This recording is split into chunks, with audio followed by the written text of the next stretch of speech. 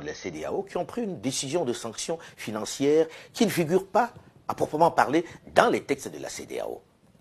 Une décision entachée, il faut le mentionner, de quelques irrégularités juridiques. Le message, il est assez clair.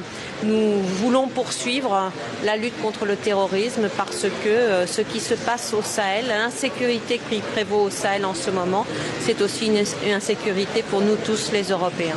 C'est clair. Il ne s'agit pas d'aide. Il est d'abord question de se protéger soi-même.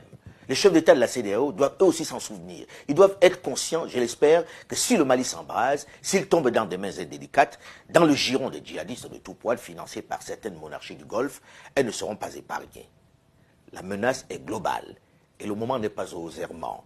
Il faut retourner à la table des négociations et chacun doit mettre de l'eau dans son vin.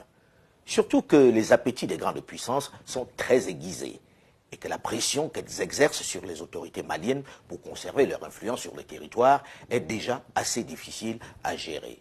Il y aura à nouveau, dans quelques jours maintenant, une nouvelle réunion de la CEDEAO qui devrait prendre un certain nombre de sanctions. Aujourd'hui, la priorité est à l'exercice d'une pression maximale pour que cette situation ne se produise pas.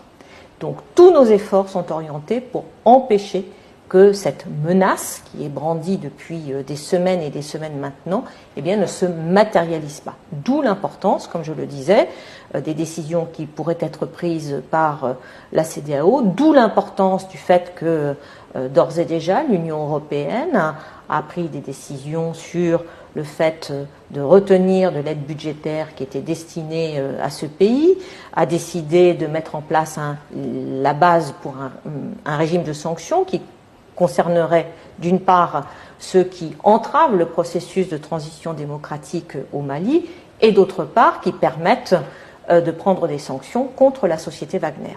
Ces propos, la ministre française des Armées parlait déjà des sanctions de la CEDEAO sur le Mali tenues en marge du sommet de Dakar sur la sécurité, c'est-à-dire quelques semaines avant le sommet de la CEDEAO.